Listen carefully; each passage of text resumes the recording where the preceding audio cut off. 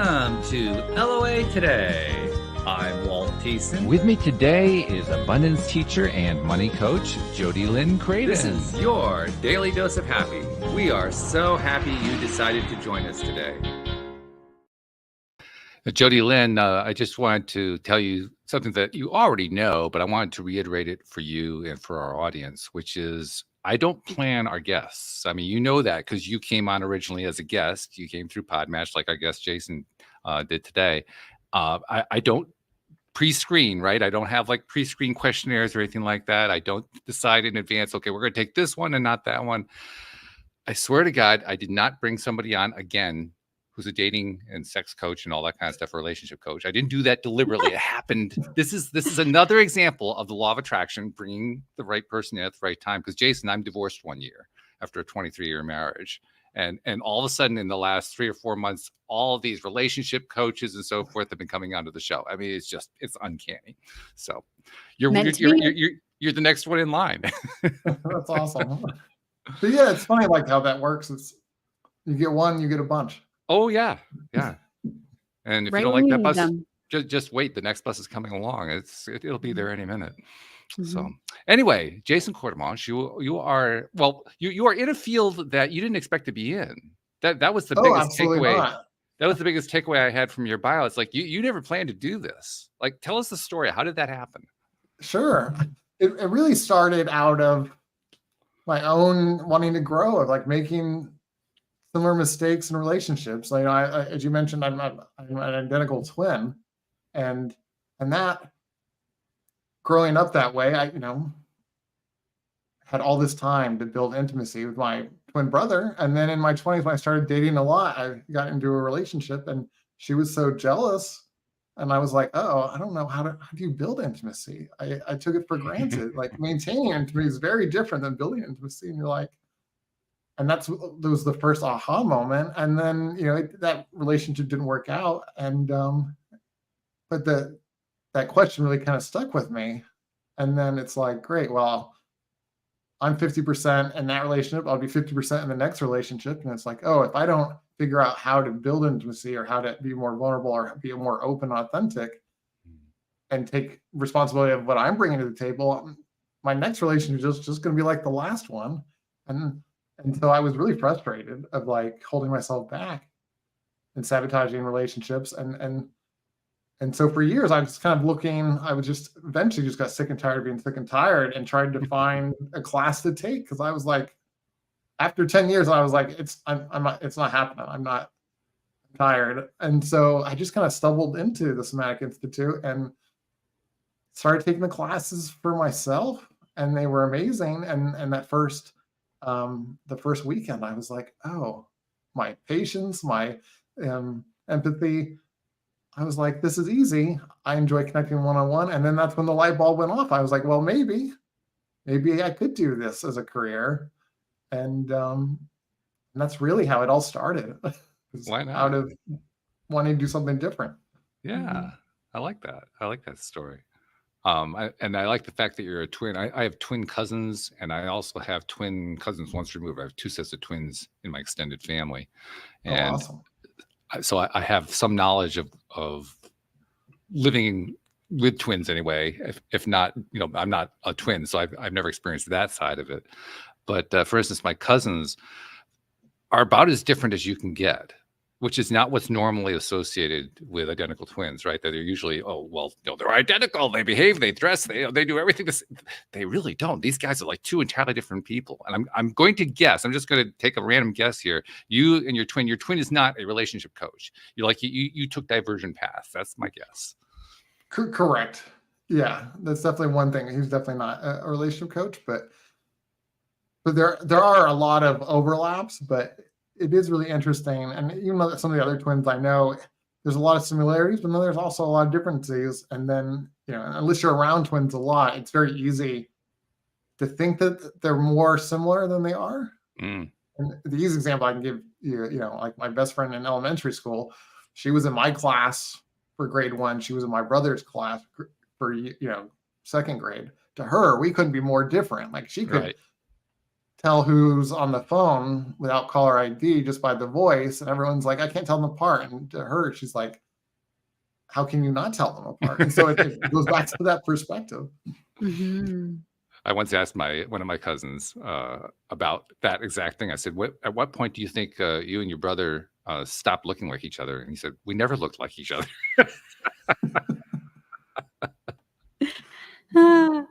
So it's like when I meet twins, you know, like the hard part is not knowing that they're different. It's like, for me, it's like making sure the right name comes out, because the brain can sometimes get, like, even if you know it, like sometimes it's also easy to get confused, even though you know the difference. It takes a little bit getting used to, even for me. Yeah. Okay. I get that. That makes sense. So, all right. So we have a little bit of an idea of the lay of the land here. But I think there's also the other side of the story, because once you became a coach, that opens up a whole new lifetime, really, a whole new set of experiences. So give us an idea from your perspective as a professional. What do you see as the biggest, I hesitate to say issues, I guess maybe they are issues. There's the biggest issues going on in single world today and in relationship world today, because I kind of associate the two. I mean, obviously, if you're married, you're in a relationship, so there's a whole relationship thing going on there too. But I get the sense you're dealing more with the people who aren't quite in that relationship yet. So, tell us what you see as the lay of the land right now.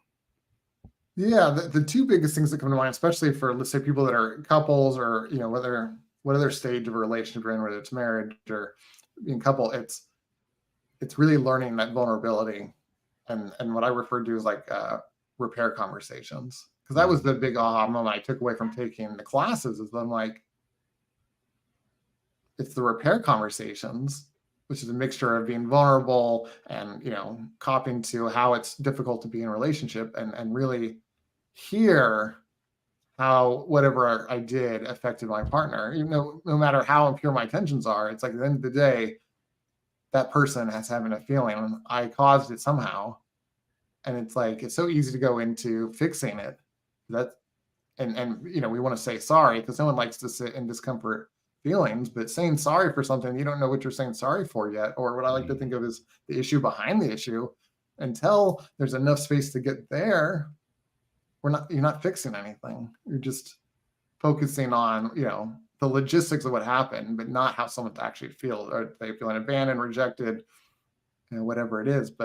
And so I think that that's like a key component to any relationship, is getting to that point of how do we communicate in a way that each partner can understand and hear each other, but also do it in a way that builds the connection in the relationship and doesn't keep putting strain on the relationship, because that changes everything. Yeah, that communication element, I consider it to be the most important thing in a relationship. I think it's the one thing that probably gets less attention than it should. Oh, absolutely. I'm trying to be generous here, but I think that's really a big deal. It doesn't get as much attention as it should, and I'm not even sure that it's valued as much as it should be. You think so, Jody Lynn? I agree. Yeah, I think that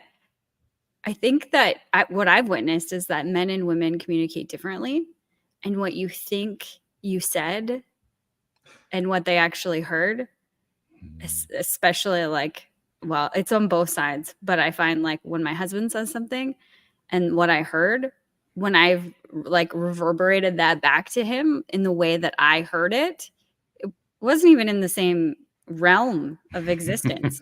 But a lot of times, like, people will just go in the relationship, they'll just go in their, you know, on their path. Well, I said that, and, you know, it was meant this, and I heard this, and it meant that. And then they continue on that path as it's an absolute truth, whatever they got from that communication.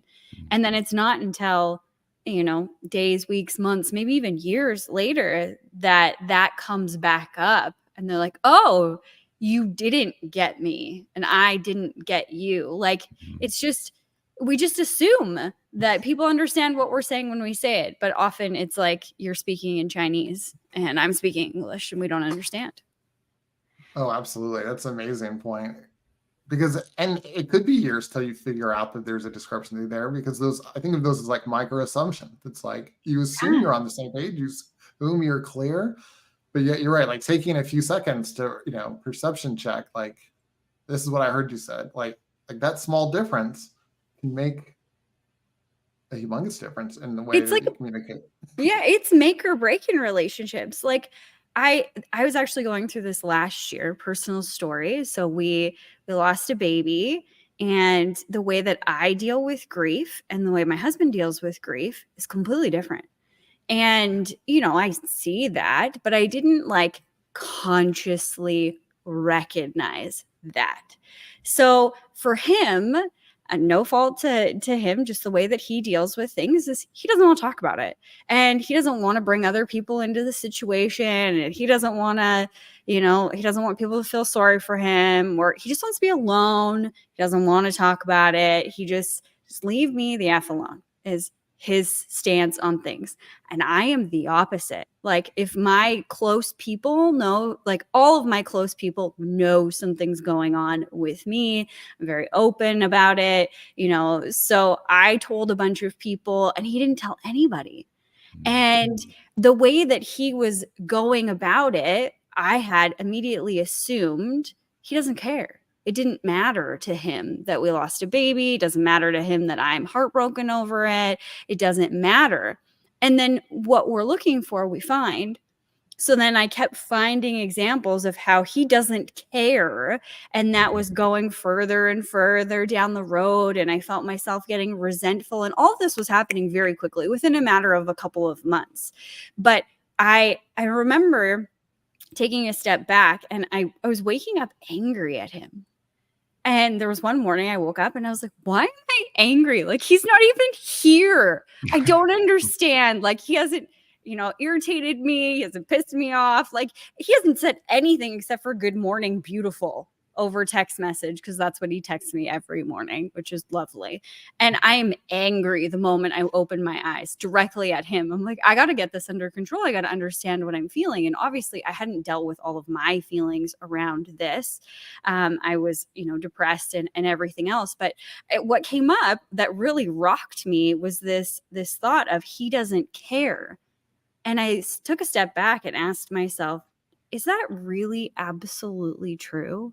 Like everything that I know about him, does he not care? No, he deals with things differently. Okay, if he knew that I perceived the way that he was handling this as you don't give a shit about me, about the baby, about anything, like all of that stuff, would he continue to act that way? Absolutely not. He's an amazing husband. He loves me. He would never do anything to hurt me. And it was like that realization in that instant that I knew if I hadn't figured this out, if I hadn't taken that step back, if I hadn't checked my own perception, that I could see our marriage completely unraveling within months or years or whatever. But eventually, like this resentment taking over, all over a miscommunication or a missed perception. It's crazy how we get stuck.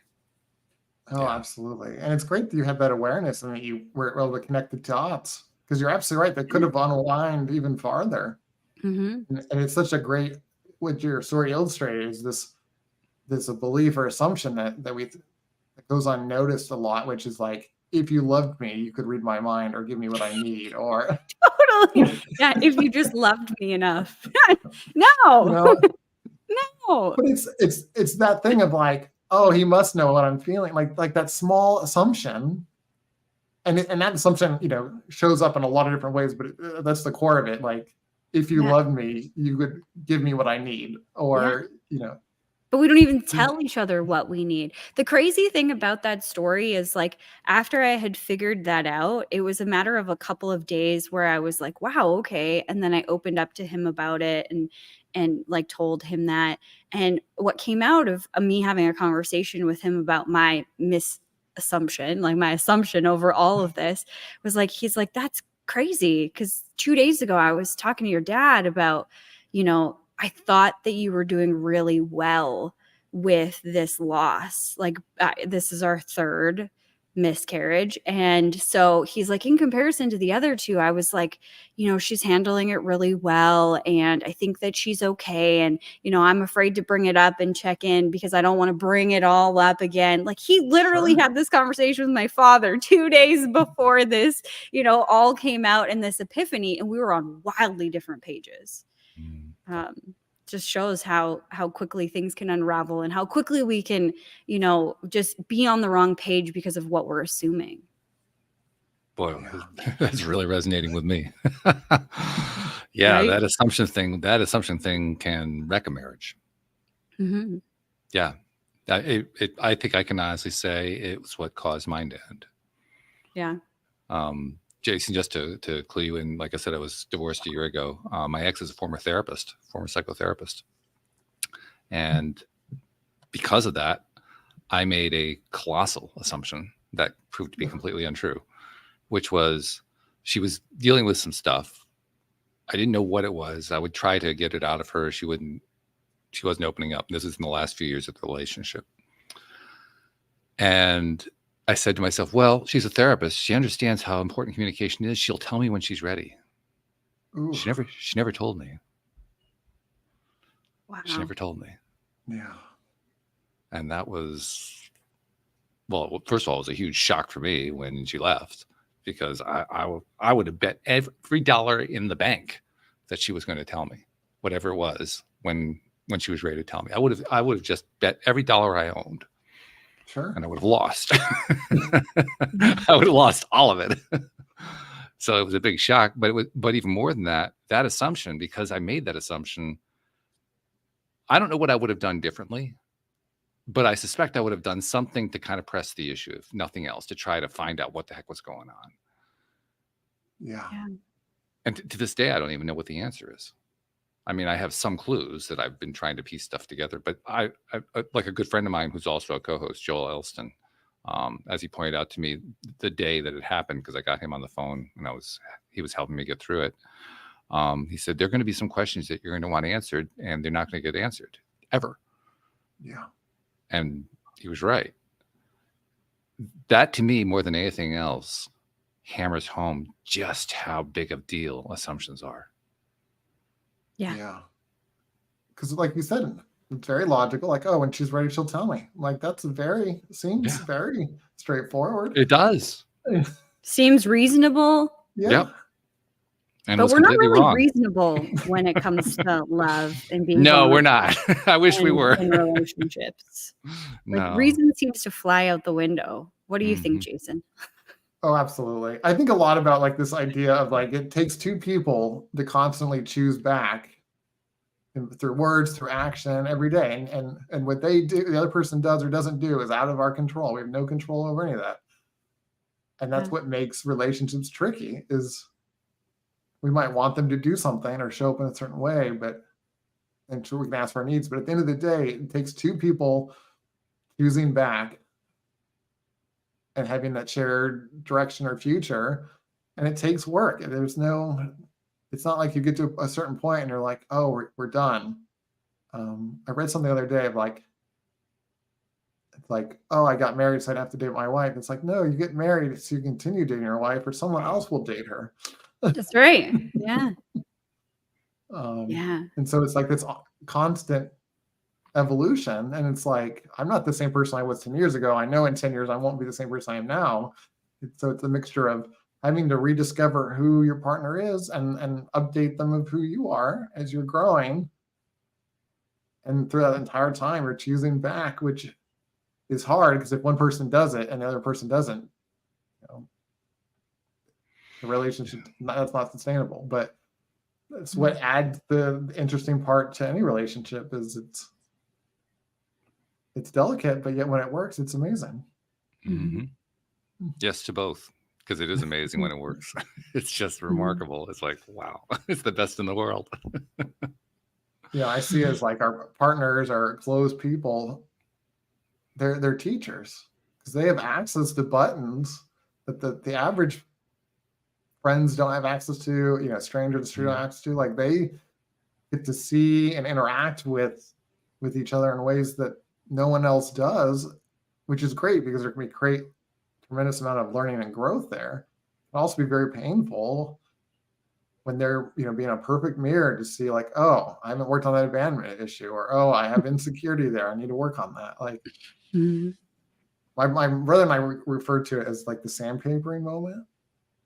And where we rub, my prickly parts are rubbing against his parts. And whenever we go and visit, it always spikes a couple days right before one of us goes back home, because we know we're about to back home and we know it'll be a long time before we hang out.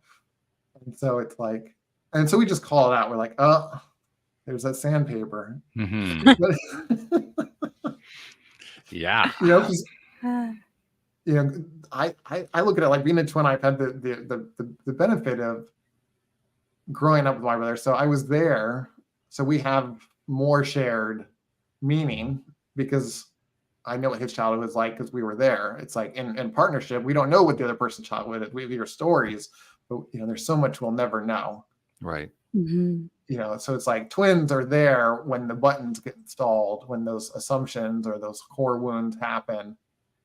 And so it's for me, it's very easy. And I don't know, 7th or 8th grade, my brother and I were just button heads poking each other's buttons. And eventually we realized like, oh, I can't replace you. Like identical twins, egg split, same DNA. I'm like, I literally can't replace you. Like we have to figure this out. And we both had that kind of own epiphany. And we realized like, oh, I might know where your buttons are and I'll take restraint not to push them. I know I can. But in relationships, we don't know where their buttons are. So we accidentally push them all the time because we don't realize that they're getting pushed unless our partner tells us. And just having that skill it's like learning anything. It takes time to develop because you have to be vulnerable. And if you're activated, you have to come out of the activation, have the self-awareness and be like, oh, that didn't feel good. All of that is a lot of work just to get to the point to say you pushed my button, right? Exactly. And it takes a lot of courage too, because you could be met with, or you perceive you might be met with this person who doesn't care or maybe doesn't show you as much tenderness in, dealing with it as you would need or want or whatever. Oh, absolutely. And I think about also when we share those moments, I think we hit up against another interesting assumption, which is, if you knew this about me, would you still love me? Oh, that's a scary question. Yeah. Yeah. Well, it's an interesting question too, because it's scariest early in the relationship, I think. Yes. I think after a while, you get to know it. I mean, you do get to know some of the buttons after a while. You get to know a lot of them the longer that you're with the person. So the familiarity gets stronger and stronger over time. The question at that point becomes, what do you do with that? Yeah. It's kind of like with your twin. I mean, that's, by the way, that's a really interesting perspective to have for a coach, because you have that twin perspective where you could see what his buttons were as he was growing up, and he could see what your buttons were as you're growing up, and you could use that as a way to understand what's going on in a relationship. That's a very cool tool. Yeah, without that reference point, I don't think I ever would have been that interested in intimacy, and I would have the love of intimacy I had in my first couple of relationships, I would have thought that that's as deep as it went. I don't know if I would have ever looked under the next rock. But since I had the felt experience of no, I could be even more accepted. I could be even more courageously vulnerable and share my authentic self, but I'm not. And then realizing the gap there. And that's what really kind of opened my eye. There's a lot more levels of intimacy available to people if they want it. But it takes work. What really struck me about what you said was, I can't replace you. We share the same DNA. Right. And what pops for me is, imagine going into a marriage with that same thought. I can't replace you. How much deeper you would go. Because I think a lot of people, even though they get married and they think it's going to be forever, our society has, I think, contorted marriage and okay, well, if you don't want to be there anymore, it's game over, just sign a piece of paper and you're done, whatever, right? It's so easy to undo I guess, in a way. But imagine to walk into a marriage with that, like, I can't replace you. And in ways you can't, because you'll never have that same person, that same time ever again. Oh, yeah. Oh, absolutely. And it's interesting to think about. It's like there's such a long courting process. It's like working over the fear of approaching someone in the bar or however you met or whatever that story, or, you know, just even have that moment. Never mind all the other moments of saying yes and choosing back just to get to marriage. Never mind everything past marriage. Yeah. It's like, so I'm with you. It's like, I really think that there needs to be a change in attitude around marriage, because you know, with apps and things like that, it's very easy to fall into the trap of like, oh, there's someone better a couple swipes away. It's like, but this could until be you've been on a better. dating app for 5 minutes and then you're like, holy balls, I'm never going back here. There's nothing better. Oh, thank God I don't have to do that again. That was my feeling once I got married. Found Nate, you know. Oh God. Thank God. Exactly. So at that point, it's like both of them are work. It's work to build intimacy. It's work to find and rebuild a new relationship. It's like, you know, there's a meme floating. It's like, you know, pick which hard you want, because they're both hard. Yeah, it's true. And my reaction when I got back into the dating world, it was the first time I saw dating apps, because when I got married, dating apps hadn't come out yet. And so here I am looking at them for the first time, and I said to myself, this is better. Really? No. No. And I still feel that way. Yeah. I mean, it's convenient. I get the convenience side of it, but whoa, yeah. I think it's actually harder to establish intimacy now. Yeah. I would agree, because I think it's also hard because even in the beginning of dating, you don't have the dedication to it, the commitment. It's like, it's hard to know where they are on the scale. It's like, are they dating 5 other people? Am I on the roster? Like, yeah. you don't know where you stand. Never mind, you know, it loses that level of commitment. Yeah. In some ways. I wonder what we've lost in terms of like the depth that we go within ourselves and with one another, because we've become so transactional with dating. Yeah. Boy, there's a lot of ways we can go on that one. my mind is going crazy right now. If I have to quickly pick an answer, I think my answer is we've lost a lot, but it's not lost forever. It's only lost because we choose to say that it's lost. I mean, if I buy into the idea that my only option is a dating app, well, then I've lost forever. But if I buy into the option that it's one out of many possibilities, then the other side isn't gone forever. It's just part of a larger picture than it was 25 years ago. Yeah. So it really comes down to how we're going to decide to interact. And I also see a trend going on. We see this we see it a lot, Jody Lynn, in the various conversations we have here with guests here on the show, coming from a wide range of areas of life and topics and careers and so forth.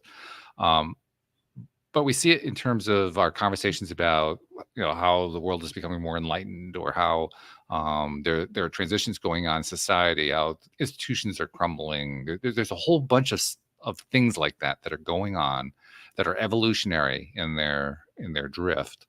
And I think all of them are pointing more and more toward, how do I want to phrase it? I don't want to phrase it negatively, toward a more interactive, real world interactive society than what we've had over the last 20 years. The last 20 years have been more going virtual. And it has been great. There's been a lot of benefit that's come out of that. But I think we're now moving in kind of like the other direction, like the pendulum is swinging the other way. And it's showing up in a wide range of areas in life. For the better, I think. Yeah. Oh, absolutely. And I love the pendulum idea. I think it is coming back, like, especially if we think about now that we've had, so many years of social media promising connection, and I feel like at this point it hasn't delivered. And so I feel like people are yearning for true intimacy and connection, which will then have people really kind of go seek it out, whether it's partner dance, whether it's being more vulnerable and more courageous and authentic with their close group of friends.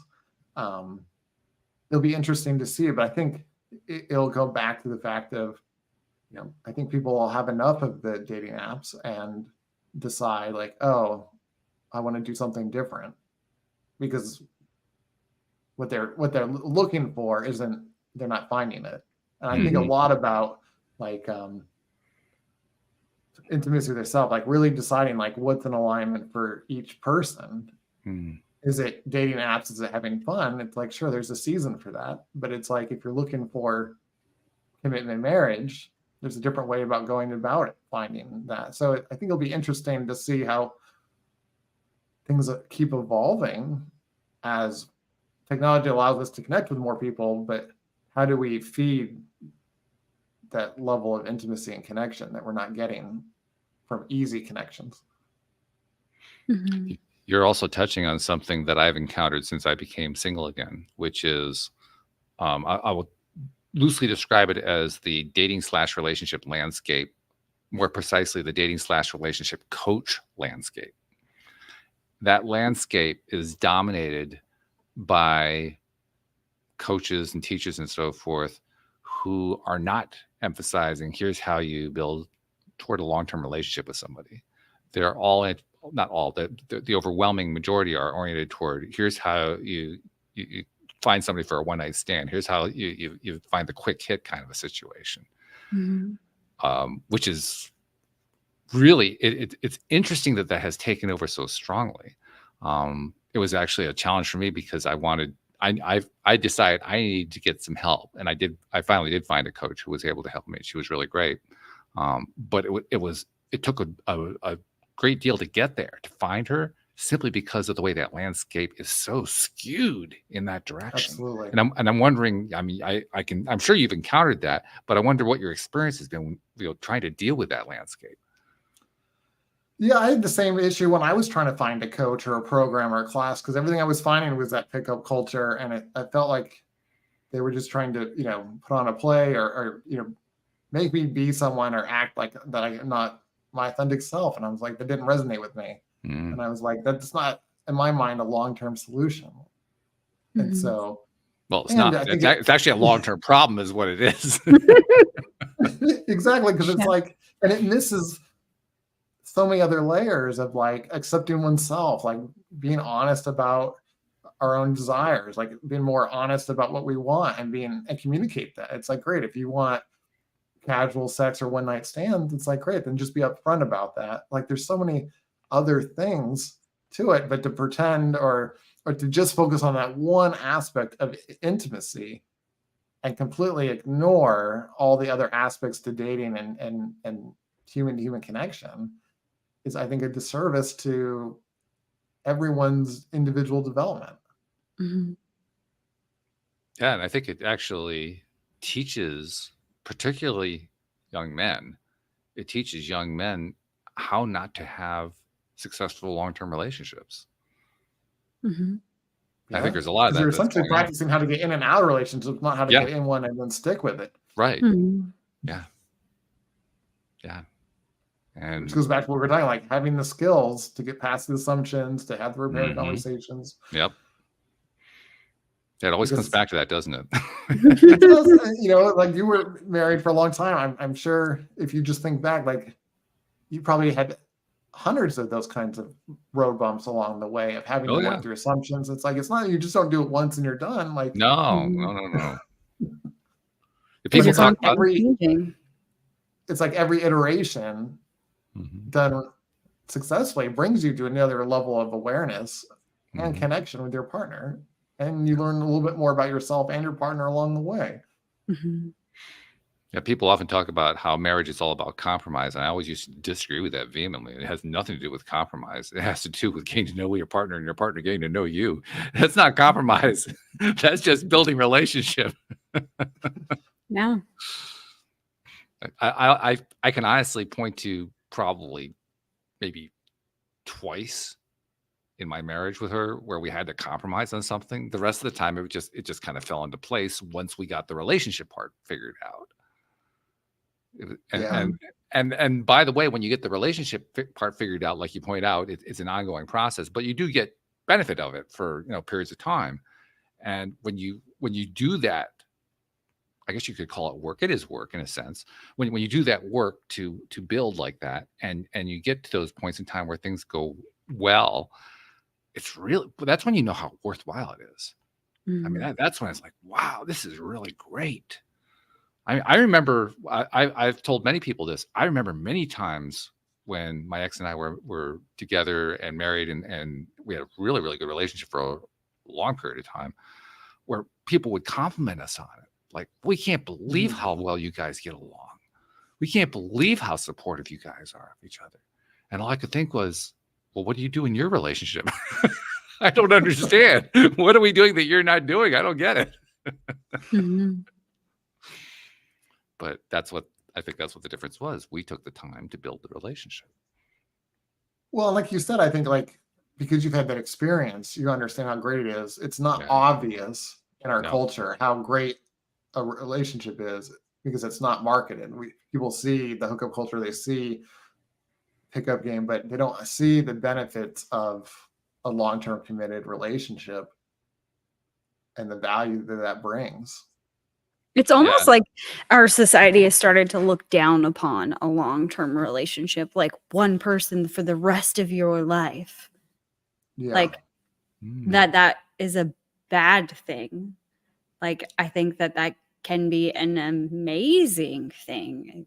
Somebody that knows how you operate, especially when it comes to sex. Like, they know how to do all the things that you like. You've had all the conversations. You can be adventurous, like whatever, right? You're not afraid anymore. Sure. You're okay to be naked with them. Like, they've already seen it. Instead of like going from person to person, like crappy sexual experiences. Like, it's just so mind-boggling when you actually sit down and start to think about what we've been fed lately in society versus what could be true instead. Yeah, absolutely. Because you're right, like having those authentic conversations and mapping out the landscape and figuring out what you want and learning how to communicate it and learning to set boundaries. Like, oh, I'm not in the mood right now, because it's like that happens. But yet, when you do eventually have sex, it can be amazing. And like learning, there's this thing like core desires, feeling out, what's the feeling you want to have during sex? It's like the average person's not going to have that question with someone that they only have sex with 1 or 2 times, because I guess you could, but it's one of those things you don't think about. But in long-term relationships, it's inevitable it'll come up, because that's how you have better sex. Yeah. And so like there's all these tools and things that get layered in that make all the difference. I think one of the things you said that came to mind, it's like, what was it? And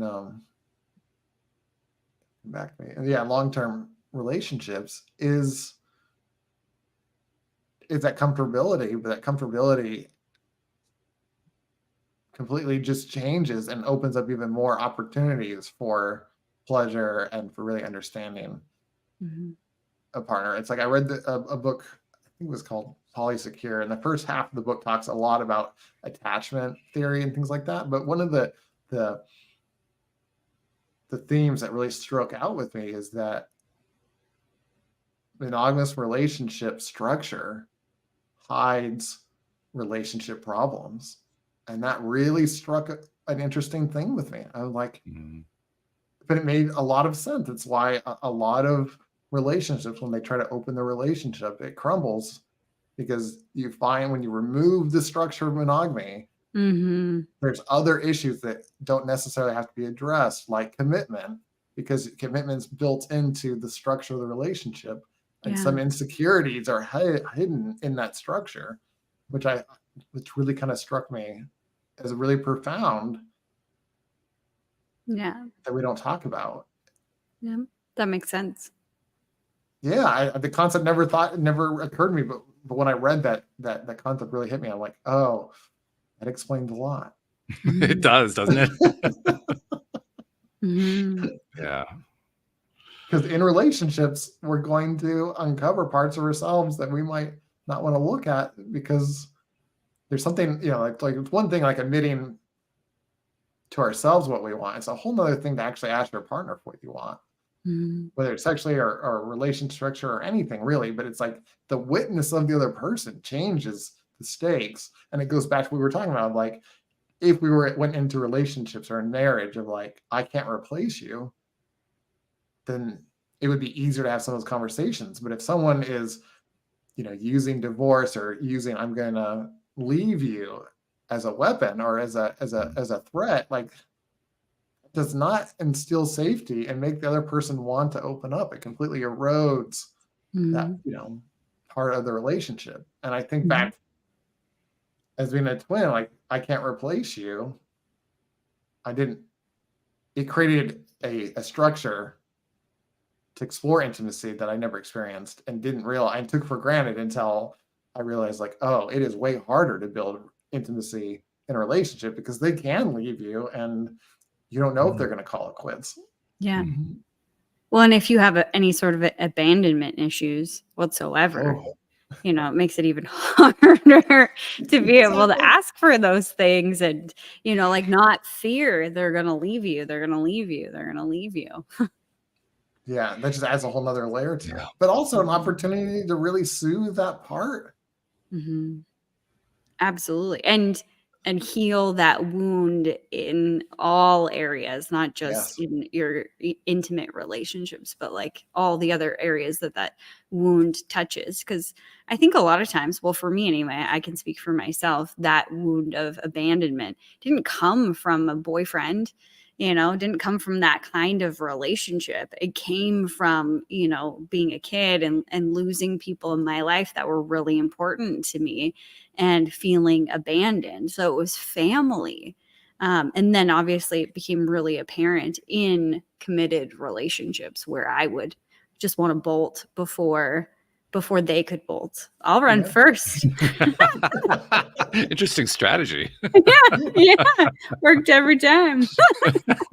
It's awesome though that you have the awareness of this strategy, because some people are those parts of ourselves are still on autopilot. And until we Mhm. have awareness of what we do, we don't have the choice to be able to choose Mhm. something different in the moment, which is Yeah. what makes that kind of work very difficult, because that's the Mhm. first step.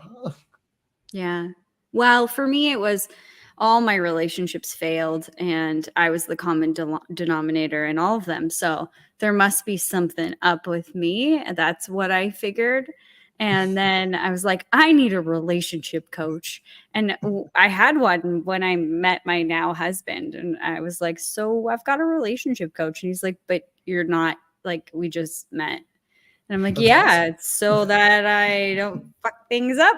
Like, I want to have a successful relationship. So just so you know, I have one. It's like, And guess what? It worked. I found you. yeah, I'm working really hard on being better in this realm. And I mean, but I did at the very beginning of our relationship, like, wanted to bolt, like, full body expression, like freaking out, and had a lot of people who, just the way that my husband and I met was kind of controversial and whatever. There's a whole story there. And so I had people at work, because they were involved, were like, don't do it. You don't poop where Mm. you eat, whatever. So I had these people in my ear, like, don't do this, it's gonna be bad. And then I was already feeling like insecure and like, oh my god, and he's gonna leave me and these things are gonna happen and I'm gonna make all these wrong choices, and it was just like snowballing. So thank god I had the coach that was like, okay, like, let's calm your nervous system, because you are Mm. just in a pattern and you're gonna continue to run until you stop that pattern. We got to break the foundation. And it was the most uncomfortable thing that I've ever done, but we've been married for almost 6 years now. So, I mean, I wouldn't be here without it. That's Yeah. amazing.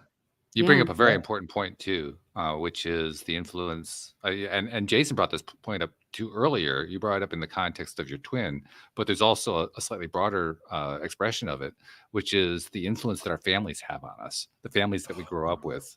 Mhm. I mean, That's so true. it's easy to dismiss that part, but let me tell you, that part plays a major role in any kind of Huge.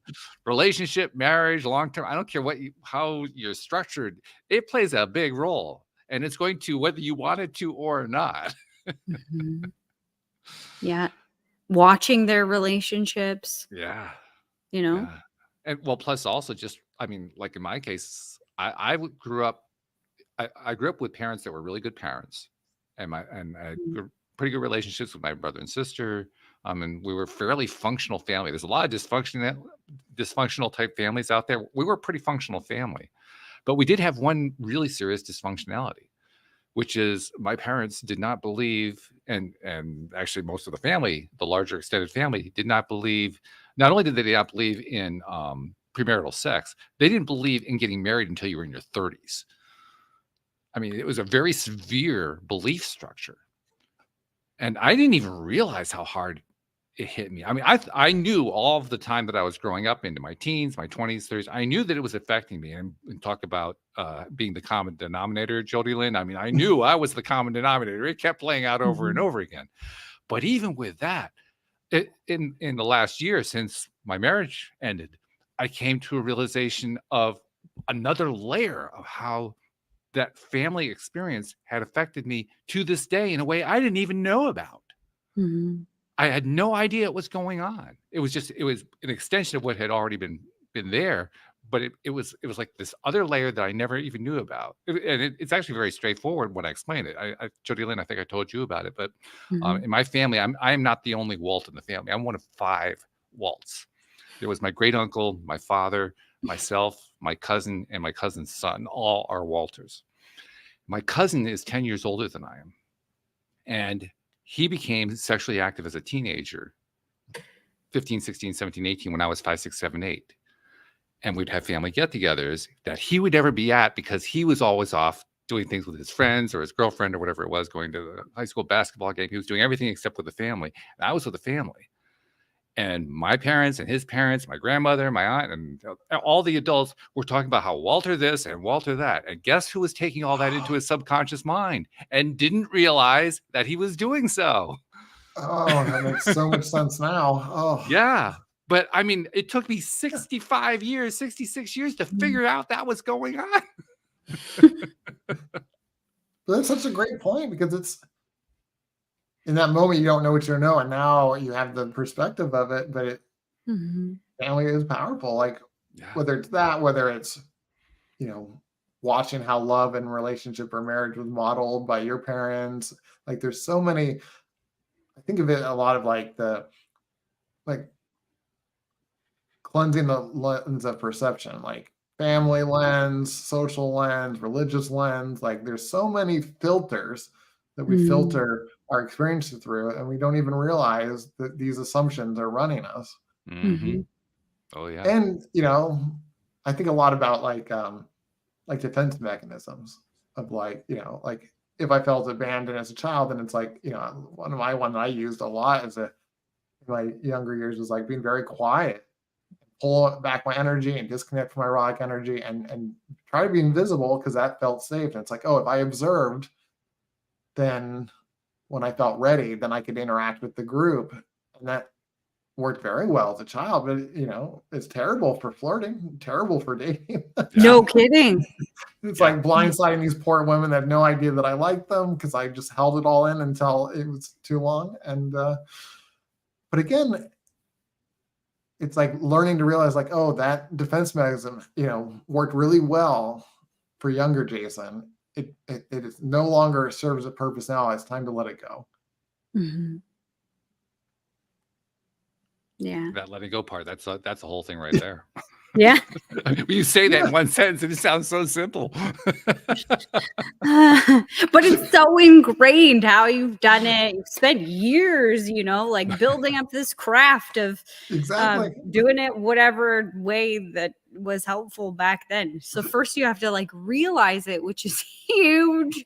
And then you have to let it go and find something to replace it like that. It's scary to do that. Oh, absolutely. Yeah, exactly. To replace it with something that works today, and or realize like what part of ourselves was I trying to hide or keep safe, and you know, give that part more loving or whatever it's missing. And which that integration process takes a lot of work, as you probably know. It's like it, but it's those steps that helps me really kind of change the behavior, because if I don't do that, then I would just keep doing what I was doing, which was sabotaging relationships so I could be right and win and be like, look, no one wants me. And so I get to be right about not being wanted. Like, it's self-fulfilling prophecy that feels good, that has a negative payoff because I don't get what I really want, which is, you know, that relationship. And so and that's what I find so interesting about these things, is that it's so subtle. And when you finally get the perspective to, I get the perspective, I'm like, oh, that makes a lot of sense. And that's really smart. And I can totally see how I'm creating, promoting, allowing this to happen. And the part of me that likes being let down, because the fear of or disappointment of that is easier to handle than getting what I really wanted and then losing it. It's like, it's amazing to see. Yeah, that's smart. Our body, ourselves are smart. Like, we pick the path of least resistance, and at a much greater cost of getting what I really want. And you know, it's interesting how these patterns, you know, that's my example, my pattern, but everyone has their own strategies, and we then strategies is an interesting word for it too. I mean, strategies, I'm not sure that I would call it a strategy, but I certainly had my own. Like, before I met my ex, my ex and I met in our early 40s, so we had a whole series of previous histories that were pretty messed up. Mine particularly, because I had never had a successful relationship that lasted more than 2 weeks before I met my ex. And then we have a 23-year marriage. And the reason why, well, obviously there's more than one reason, but there was one predominant reason why, which was, over time, I had learned to believe in my subconscious mind that if I saw a woman for the first time, before I'd had a conversation with her, before I'd made any eye contact with her, before I'd done anything, I became psychologically convinced that she could not be interested in me. I actually could sabotage the relationship before it would happen. Wow. I mean, that's a skill. Yeah. It's a whole nother level. Oh, yeah. I mean, I believe in doing things really good, you know, like be really, really strong at it. And boy, I was really good at that. Yeah, and that part of you was awesome at it. But I also didn't know I was doing it. Yeah. I didn't realize it. Again, that took years to figure out that was going on. Yeah. It's amazing. This stuff is really incredible. And that's what I find fascinating, because it's like, it's those experiences that eventually give us expand our awareness to realize, like, oh, I'm doing this because I'm 50% in interaction with this person, I'm 50% interaction with this person, like, I'm the common denominator. And then, you know, pull back the onion, and eventually you find it. And it's a challenging process when you don't see it, especially if other people see it and you don't see it. Like, you know, when you're in it. Yeah. And my brother, I've been in it before, and my brother's tried, you know, to talk me out of it. And I'm like, no, it's going to be different this time with this person. You're going to see it. But, you know, I think of Earth Alive like, you know, a school. We're here to learn, and these patterns repeat themselves, and we get endless opportunities to learn. That's been my experience. Yeah. Yeah. we have like 5 minutes left in the show, and I'm thinking that could add another hour. Yeah, totally. Just on that one point. Pick that up and run with it. Right. My goodness. Okay. Well, since we only have a few minutes left, let's try to do some wrap up here. First and foremost, we haven't really touched on the fact you're a coach. I mean, you mentioned that in passing, but we should talk about that a little bit. So talk about the coaching practice a bit. Yeah, so I basically really just focus in on like intimacy coaching and relationship coaching. So, and I basically, the way I look at it is I'm trying to find and coach people that are, farther along the path that I've already walked. And so, a mixture of working with individuals that are sick and tired of being sick and tired. They're, sabotaging their relationships and need that guidance to figure out how to get unstuck and move along. Or things like, you know, removing shame around sex and sexuality or desires, learning how to communicate those through their partner. And then I work with couples and learning how to really help them have the passion, the intimacy, and learn how to communicate so that they can have deeper levels of intimacy and and build all of it, physical intimacy, spiritual intimacy, emotional intimacy, and intellectual intimacy. It's like all areas can be nurtured. And it's such a powerful opportunity for growth because as we've been talking about this last hour, it's if we don't grow and learn these things, we'll just get an opportunity for them again. And so my goal is to help people get off the merry-go-round. Yeah, exactly. To learn it, because like we mentioned, the benefits of learning and having these awarenesses completely change relationships, completely change the relationship we have with ourselves and how we show up in the world. Mm-hmm. Yeah, good stuff. For somebody who does want to reach out to you, how do they find you? Yeah, the easiest way is to go to my website, courtconnections.com, and can book a call for us to talk and see if we're a good fit and learn more about what I do. And we'll make sure we'll include that link in the show notes because we like to make things nice and easy for people. So we make it as easy as won't possible. Do it if it's not easy. Yeah, well, hey, that's a basic concept of positive psychology. You want to do something that you're putting off, put it in your living room. You want to put something off that you really want to stop doing, put it in the closet. I mean, that's your proximity makes a difference. Exactly. You have to look at it every day when you walk by it. Yeah, it's going to get done. It will eventually. Right. That's right. Yeah. So good stuff. Two other things to do before we wrap it up for the day. First one is a practice I've taken on for the last couple of years because you're doing this podcast. I know you do other podcasts too. We mentioned that horrible social media monster. You probably do social media posts. You probably do a lot of things. I'm sure you're doing a lot of things, helping other people, putting stuff out there to the world that you've learned about. And very often, I know this from doing this podcast, we end up helping people we don't even know what we're helping. We're giving out information, we're sharing experiences, sharing ideas, and people are picking up on it and they're applying it in their own lives. And it occurred to me, we don't often get credit for that. So I like to give credit by saying, on behalf of those people you've never met and you've never seen and never will meet, never will see, who you've been helping in all these different ways, thank you for what you're doing because you're making a difference in this world. Thank you. You're so right. We don't see the ripples. Yeah, we don't. Yeah. And so we tend to pretend that it doesn't actually happen. But it does happen. Yeah. And it happens a lot. It happens very frequently.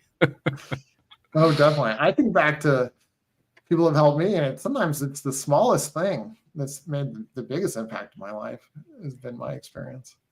Yeah, I think so. Yep. And then finally, I always go to Jody Lynn to tie it all together because first of all, she's really good at it. You're going to find out in a moment, Jason, just how good she is. She's really, I'm excited. And I set her up for it every time. And she exceeds my expectation every time. That's what's so amazing about it. But Jody Lynn, what's your big takeaway? The one thing that you're grabbing on that says, okay, this is what summarizes the conversation today for me.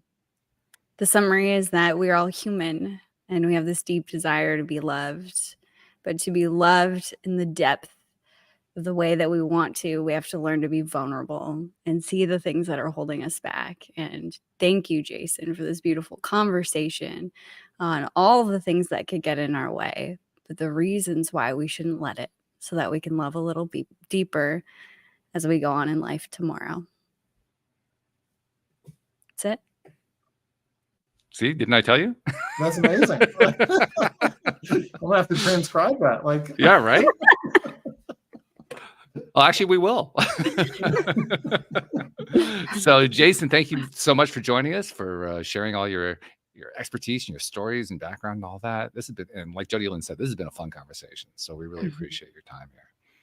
Yes. Yeah, it's been a pleasure. Thank you. And thank you to our podcast listeners everywhere. We'll see you all next time here on LOA Today. Goodbye, everyone.